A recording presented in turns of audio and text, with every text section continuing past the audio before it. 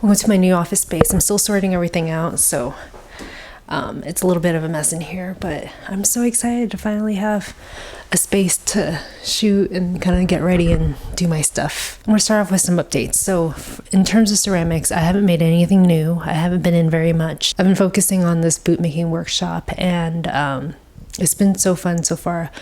I did the first class a couple days ago, and I'm doing the final class on Friday. So yeah, it was really exciting because it's my first experience in teaching a workshop, and I was really nervous for it. I'm so happy that I got to experience that, and I'm excited to do it again if this one ends well. So like I said, I moved my office into this room, which used to be the bedroom, and so I've been like clearing out my closet because this closet in here, the shelf space is a little bit smaller.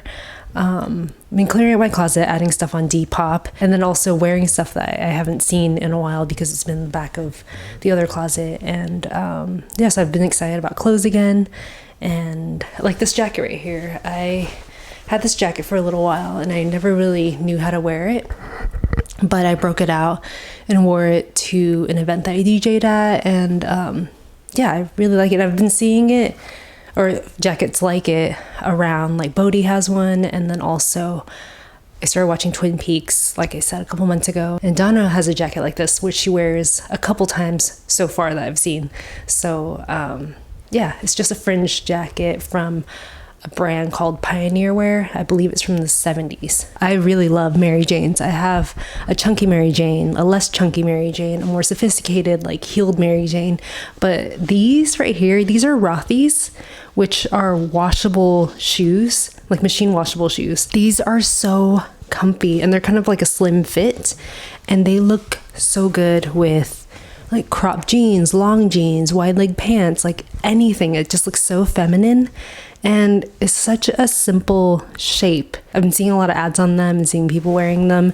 And so I had to give it a shot, and I'm stoked on them. So I'm probably going to do a styling video on how to style Mary Janes pretty soon. But yeah, if you're looking for comfortable shoes that you can wear for miles and miles on end and be able to wash afterwards, Rothy's is where it's at. And the Mary Janes are so comfy. They have them in different colors too. The red is so cute. Maddie has the electric blue color. I think those are so cute. I was with her when she got them too. I've been on TikTok a lot and watching a lot of YouTube lately. It's been kind of rainy, and I've just been staying in a lot more. And two channels on YouTube that I really enjoy. One is Lauren Louise, or Big Book Lady. She shoots a lot of cozy vlogs, and it feels extra cozy because where she's living, it's snowing.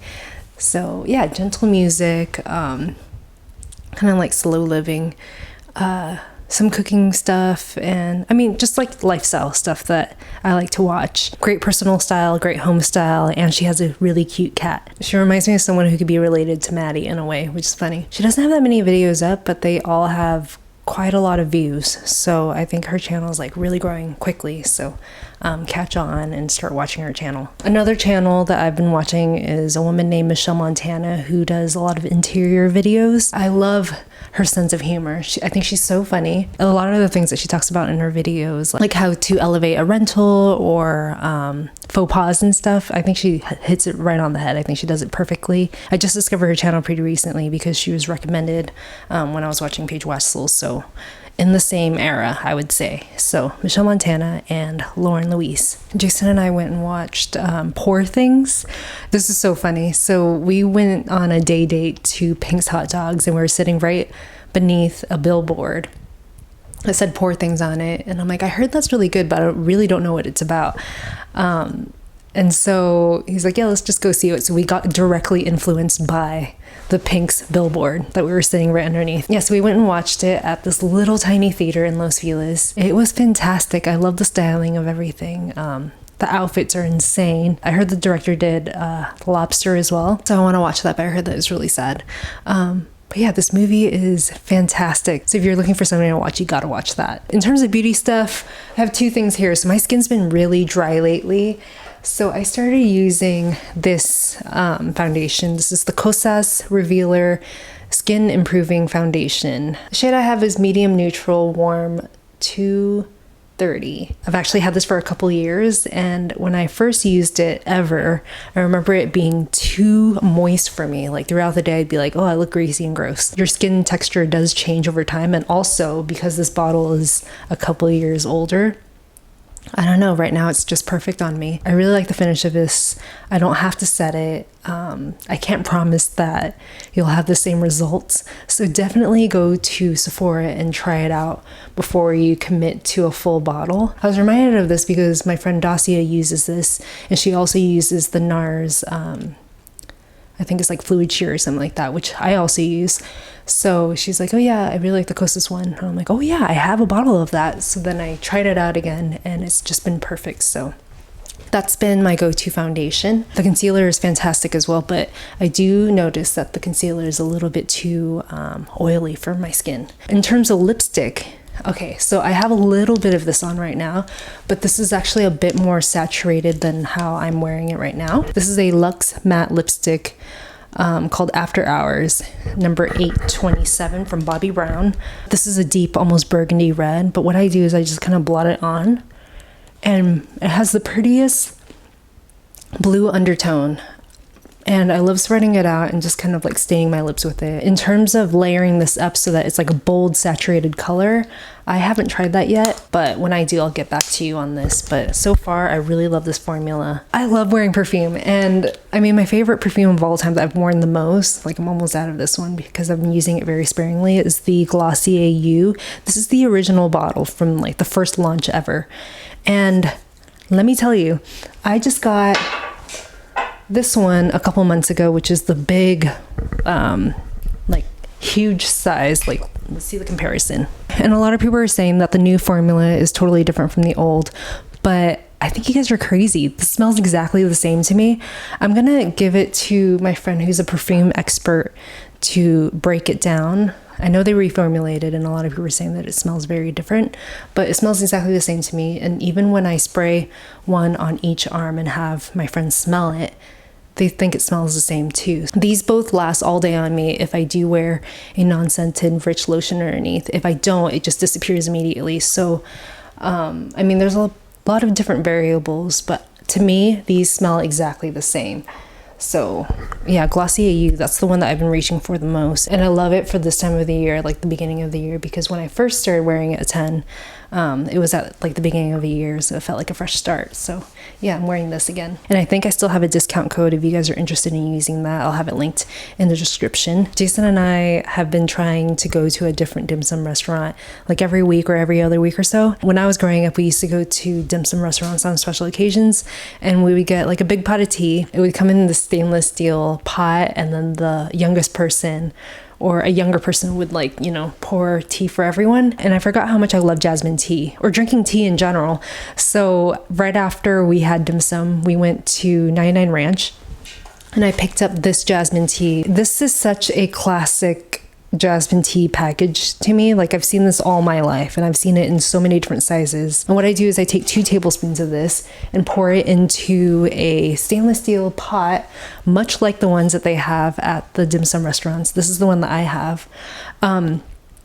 This is from Alessi, which is an Italian design brand, but they're famous for their tea kettles. I think they became really popular in the 80s or maybe late 70s. Anyway, I found this one at an antique mall in Pasadena, and that collector had a ton of Alessi pots.